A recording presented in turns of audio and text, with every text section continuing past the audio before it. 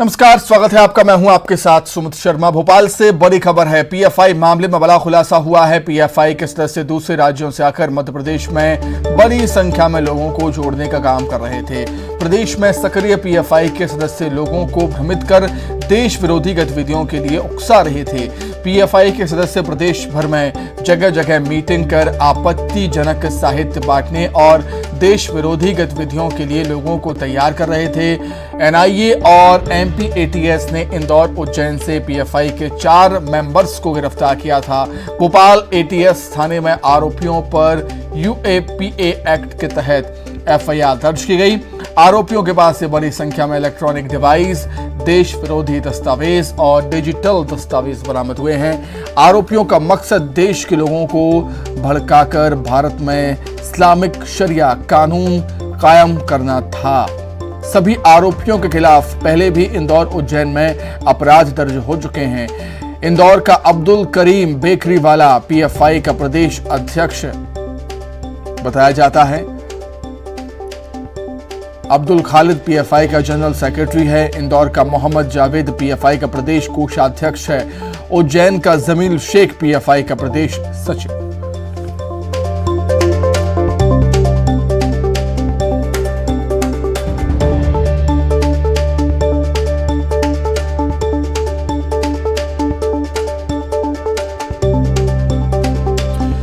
ज्यादा जानकारी के लिए हम सीधे रुख करेंगे राजधानी भोपाल का। मनोज राठौर हमारे साथ जुड़ गए हैं लाइव। मनोज, लोगों को इकट्ठा करना, उनको भ्रमित करना, देश विरोधी गतिविधियों में शामिल करना, यही इनका मकसद था और यही वजह थी कि एनआईए ने देश के अलग अलग राज्यों में कार्रवाई की और उज्जैन और इंदौर से 4 को गिरफ्तार किया।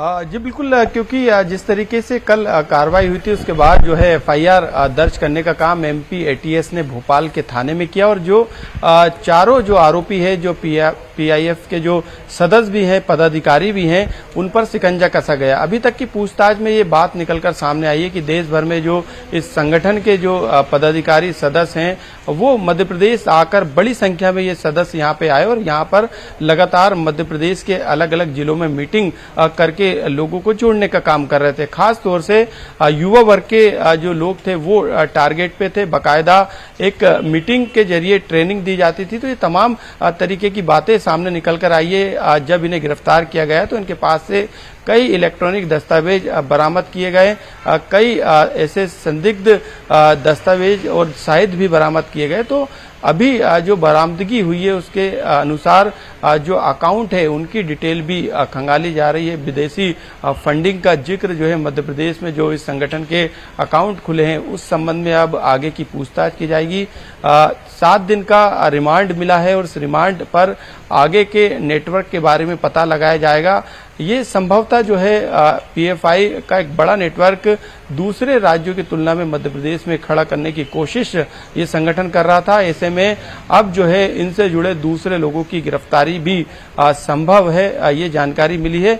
तो आने वाले समय में अब इस पूरे मामले में कई बड़ी गिरफ्तारियां भी हो सकती है, क्योंकि अभी ये चारों पदाधिकारी हैं जो कि इस संगठन के लिए मध्य प्रदेश में काम कर रहे थे। अलग अलग जाके कट्टरपंथी विचारधारा का प्रचार प्रसार कर रहे थे, युवाओं को जोड़ने का काम कर रहे थे।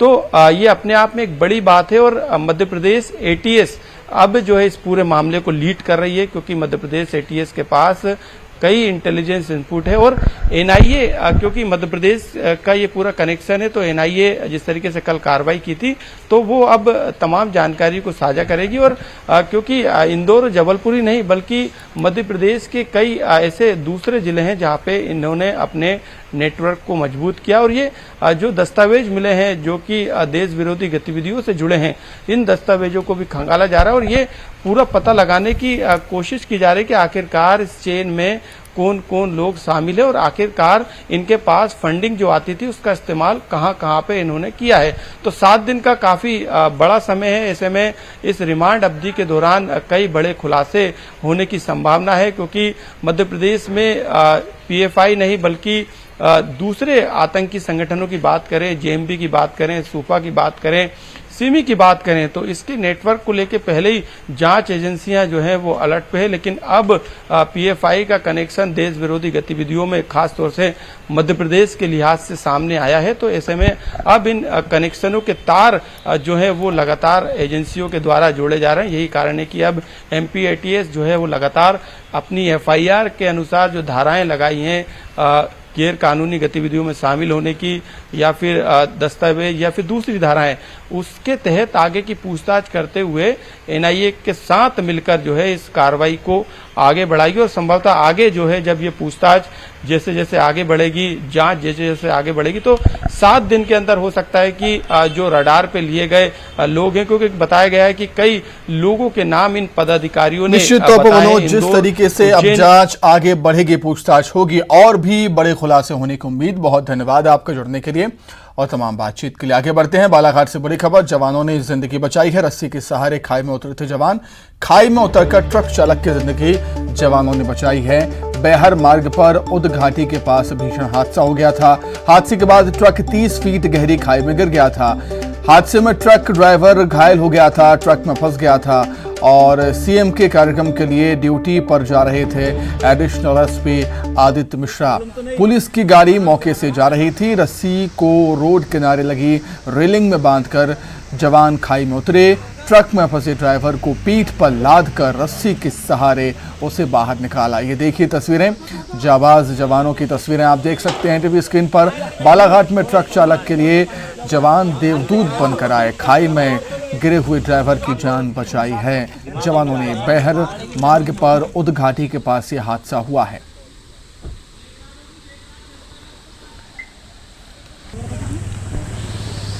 तो ट्रक खाई में गिर गया था और गनीमत ये रही कि वहां से जवानों का काफिला गुजर रहा था, जवानों की गाड़ी वहां से गुजर रही थी और रेलिंग पर, सड़क किनारे जो रेलिंग है उस पर रस्सी बांधी गई और उस रस्सी के सहारे जवान खाई में उतरे और जो ड्राइवर था, ट्रक ड्राइवर था, वो ट्रक में फंस गया था। उस ट्रक ड्राइवर को अपनी पीठ पर लादकर एक जवान किस तरीके से इस खाई से बाहर आया है, ये आप तस्वीरें देख सकते हैं और सेना के जज्बे को आप देख सकते हैं और जवानों की ताकत को आप देख सकते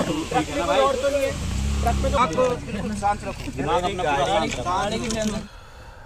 धमतरी से बड़ी खबर है, डायरिया से 7 साल की बच्ची की मौत हो गई है। डायरिया संक्रमित है मडेरी गांव। डॉक्टर्स का डायरिया से मौत से इनकार है। डॉक्टर्स कह रहे हैं कि मौत डायरिया से नहीं हुई। डॉक्टर्स के मुताबिक बच्ची की मौत एनीमिया से हुई है। आपको बता दें, मडेली में डायरिया से 100 से ज्यादा लोग बीमार हैं। स्वास्थ्य विभाग ने शिविर यहां पर लगाया है। तो धमतरी से इस वक्त की बड़ी खबर, डायरिया से 7 साल की बच्ची की मौत है, लेकिन जो डॉक्टर्स हैं वो मना कर रहे हैं कि बच्ची की मौत डायरिया से नहीं हुई, जबकि एनीमिया से हुई है।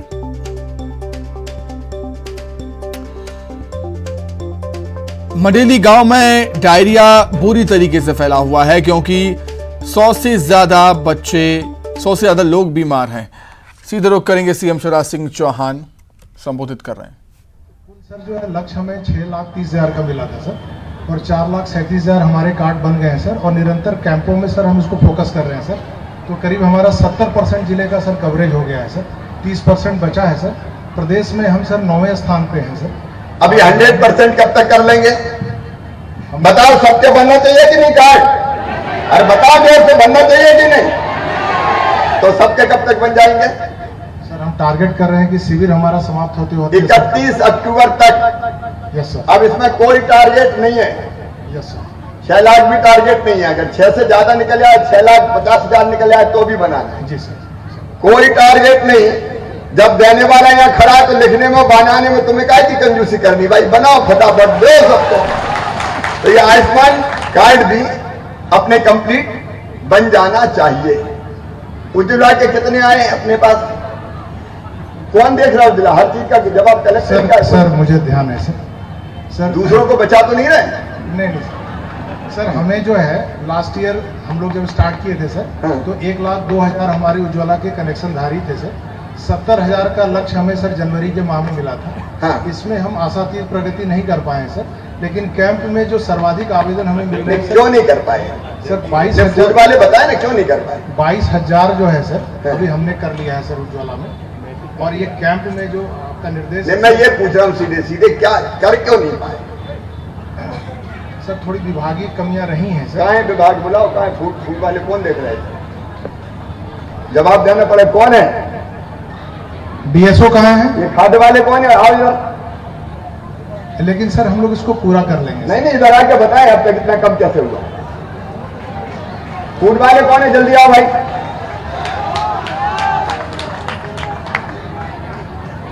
कहाँ है? बुलाओ जल्दी। डीएसओ कहाँ है? जहां भी यहाँ पहुंचे सबको बुला के रखे नहीं क्या? नहीं, सभी है सर यहीं पर। कहाँ है? बुलाओ जल्दी। वो सर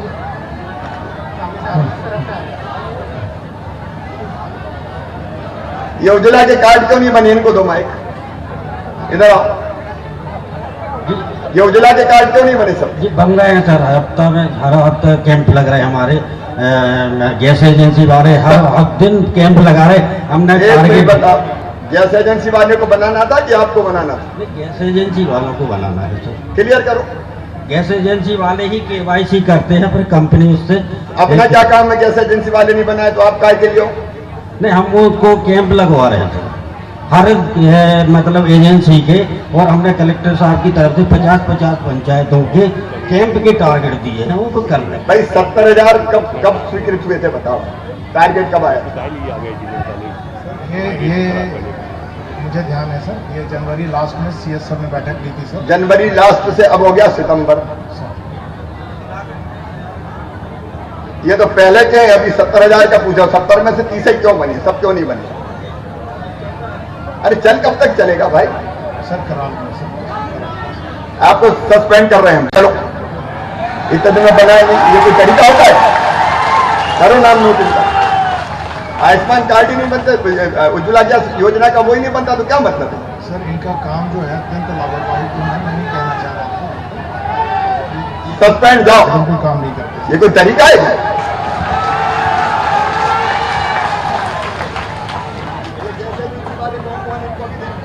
सर।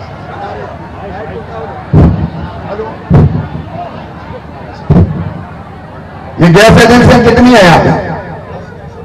या गैस एजेंसी चेक करो, ये गैस एजेंसी वाले पैसे तो नहीं ले देते कोई? ये जब उज्ज्वला गैस का कनेक्शन लेने जाते हो तो कनेक्शन लेने का पैसा लेता है क्या कोई? वैधानिक कितने लगते हैं कनेक्शन के लिए? तो ये जितनी भी गैस एजेंसी है सबकी जांच करो और जांच करके मुझे रिपोर्ट दो, और बेईमानी की होगी तो एक की नहीं छोड़ूंगा मैं सबको। ये थोड़ी चलेगा क्या? किसान क्रेडिट कार्ड, किसान क्रेडिट कार्ड का मतलब समझ रहे हैं?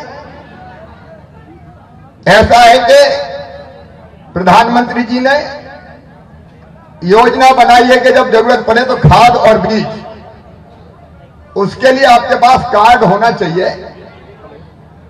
और आपको खाद बीज उस कार्ड पर मिलेगा। और जो हम देते हैं ब्याज, जो खाद और बीज लेते हैं उसके पैसे मूल आपको साल भर में लौटाने, और ब्याज मैं भरवाता हूं, भारतीय जनता पार्टी की सरकार भरवाती है, 0% ब्याज पे हम देते हैं। तो किसान क्रेडिट कार्ड जो किसान है, कौन कौन के बने हाथ उठाओ, जिनके बने वो हाथ उठाओ। अब नीचे करो, जिनके नहीं बने वो हाथ उठाओ। जरा एग्रीकल्चर वालों को बुलाइए, क्यों नहीं बने? बनवा नहीं रहा इसलिए नहीं बने कि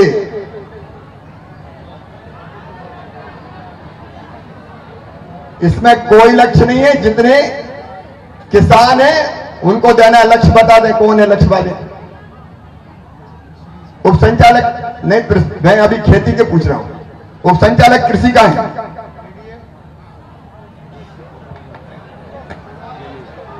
वो भी मत देख। कहां है डीडी? आ जाओ। कितने किसान क्रेडिट कार्ड बनने थे, कितने बने?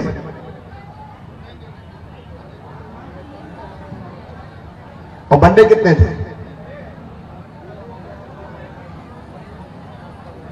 तो 95,000 क्यों है, बाकी एक 25,000 क्यों नहीं बने? अब मैं आपको भी चेता रहा हूं, 31 अक्टूबर तक जितने पात्र हैं सबके किसान क्रेडिट कार्ड बन जाने चाहिए। ठीक है, बन जाएंगे। उसके बाद कोई ऐसा ना मिल जाए जिसका नहीं बना हो।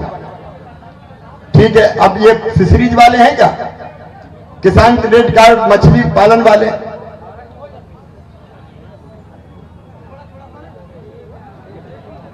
आपका कितना टारगेट है मछली वाले किसान क्रेडिट कार्ड का?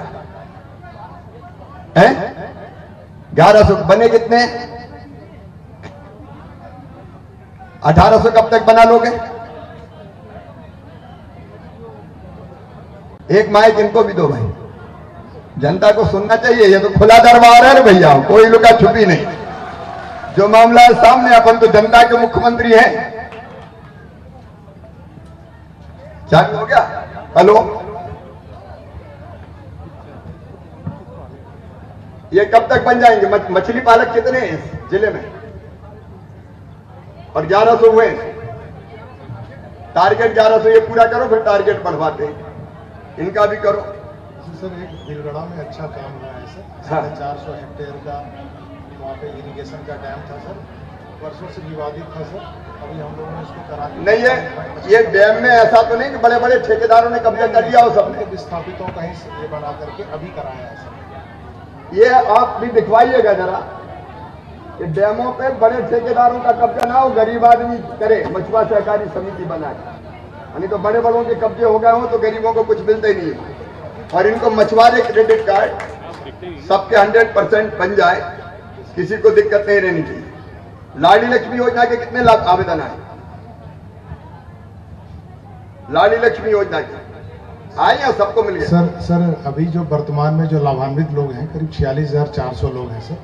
और जो आवेदन आए हैं सर वो 90 आवेदन आए हैं सर विभिन्न शिविरों में, जो 125 शिविर हमने किए हैं सर। 90 में से कितने स्वीकृत किए हैं?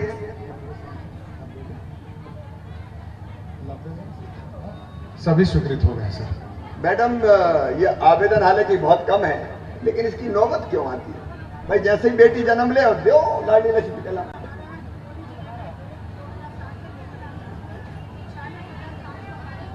दोनों आप पूरे अच्छा काम कर रहे हैं तो आप हिम्मत के साथ बताइए कि ये सर हमारे यहाँ लाडली लक्ष्मी योजना 2007 से प्रारंभ है और मुझे जहाँ तक मालूम है हमारे सारे ये हितग्राही जो बैठे हैं उनके सारे बच्चे लाडली लक्ष्मी के पात्र है, वो लाडली लक्ष्मी इनके हैं। तो हमारे यहाँ सर 46,700 हमने लाडली लक्ष्मियों को लाभान्वित कर दिया है सर। ऐसा है कि लाडली लक्ष्मी योजना आपकी जानकारी में है कि 2 बेटियों तक बेटी को लाडली लक्ष्मी के नाम पे हम पैसे जमा करवाते हैं और वो 5वीं पास करके 6वीं में जाएगी तो 2,000 मिलेंगे, 8वीं पास करके 9वीं में आएंगे तो 4,000 मिलेंगे, 10वीं पास करके 11वीं में जाएंगे तो 6,000 मिलेंगे। और बाद में अब कॉलेज में भी ये बेटियां जाएंगी तो कॉलेज में एडमिशन पे 12,500 मिलेंगे और डिग्री लेने पे फिर 12,500 मिलेंगे और 21 साल की हो जाएंगी तो सीधे 1 लाख रुपया मिलेंगे। मैं उसी योजना की जानकारी अभी ले रहा था। 90 जो बचे हुए हैं उनके सबके स्वीकृत हो गए? जी सर। तो सबको वो कार्ड दिलवा दो लाडली लक्ष्मी के। इसके बाद प्रधानमंत्री मातृ वंदना योजना, ये कौन देख रहे हैं? ये महिला बाल विकास और स्वास्थ्य। इसमें कितने हो गए और कितने शेष बचे? आवेदन आए कुछ? करीब 40 आवेदन है सर। तो इनको भी लाभ दे दो जल्दी 40 को। 31,714 देखिए, तो बेटा बेटी के लाभ जन्म दिया। के बाद खाते में पैसा भेज देना चाहिए, इस पर काय के लिए देर होना चाहिए? देखिए, हमने योजना बनाई कि गरीब बहन अगर बेटा बेटी की संबल योजना भी बना, गरीब बहन बेटा बेटी को जन्म देगी तो दोनों योजनाओं को मिला के जन्म के पहले 4,000 और जन्म के बाद 12,000 रुपया देंगे 2 बेटियों तक, ताकि मजदूरी करने नहीं जाना पड़े, घर पर रह के आराम कर सके। इस योजना में एक भाग तो जन्म के साथ ही, अब जन्म के पहले देना, योजना का स्वरूप बदला है। यह इसलिए कि मजदूरी ना करना पड़े। पेंशन के कितने आए मामले? जल्दी बताएं क्योंकि मेरे कार्यक्रम है आगे। पेंशन के कितने आए? अलग अलग पेंशन मिला के 14 पेंशन की योजनाएं हैं। से बड़ी खबर है। भूपेश बघेल सरकार का बड़ा फैसला है। स्कूली बच्चियों की सुरक्षा को लेकर बड़ा फैसला लिया गया है। हमर बेटी हमर मान अभियान शुरू करेगी सरकार। महिला पुलिस अधिकारी ट्रेनिंग देंगी। स्कूलों कॉलेजों में बच्चियों को ट्रेनिंग दी जाएगी। गुड टच बैड टच छेड़खानी को लेकर जागरूक किया जाएगा बच्चियों को। स्कूल कॉलेजों के बाहर पुलिस पेट्रोलिंग व्यवस्था, हेल्पलाइन के मोबाइल नंबर भी जारी होगा।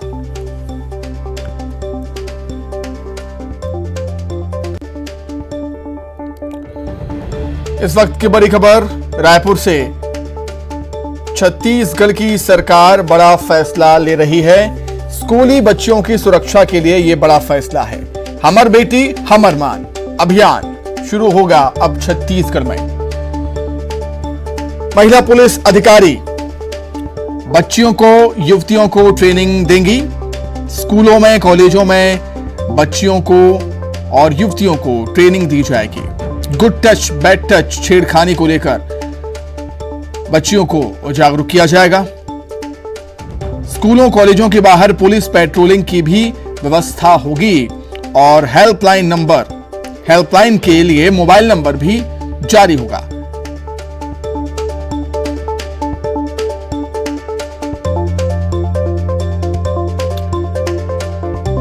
तो भूपेश सरकार का एक बड़ा फैसला, हमर बेटी हमर मान।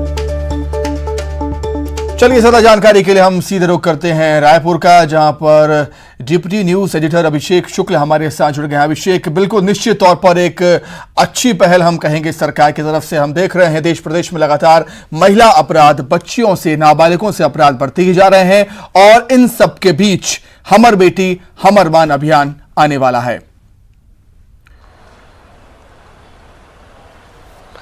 बिल्कुल सुमित, देखिए यही मकसद भी है कि खास तौर पर बच्चियों को सुरक्षित किया जाए। कुछ मामले जो दूसरे प्रदेशों में भी सामने आए, एमपी में भी और कुछ एक छत्तीसगढ़ में भी सामने आए, इसको लेकर सरकार तुरंत अलर्ट मोड पर आई है और हमर बेटी हमर मान अभियान की शुरुआत उसने की है, जिसके तहत जो पुलिस की, महिला पुलिस के अधिकारी कर्मचारी होंगे वो स्कूलों में जाएंगे, बच्चियों को अवेयर करेंगे, बच्चियों को बताएंगे कि गुड टच बैड टच क्या होता है, उनके साथ जो दुर्व्यवहार किया जाता है क्या होता है और उसका वो कैसे विरोध कर सकते हैं, कैसे समझ सकते हैं, किसको बताना चाहिए, ताकि इससे 2-3 फायदे होंगे। बच्चे तो अवेयर होंगे ही, स्कूलों में भी एक मैसेज जाएगा और जो इस प्रकार का मानसिकता रखते हैं ऐसे लोगों के बीच भी एक कड़ा मैसेज जाएगा कि सरकार अवेयर है, पुलिस उन तक पहुंच रही है और बच्चों को अवेयर कर रहे हैं। क्योंकि ज्यादातर मामलों में यही होता है, बच्चों के साथ अगर व्यवहार होता है तो बच्चों को या तो पता ही नहीं होता है इसके बारे में और खुलकर कोई बताता नहीं है। कुछ एक जागरूकता आजकल जरूर आ रही है गुड टच बैड टच को लेकर, लेकिन ये जागरूकता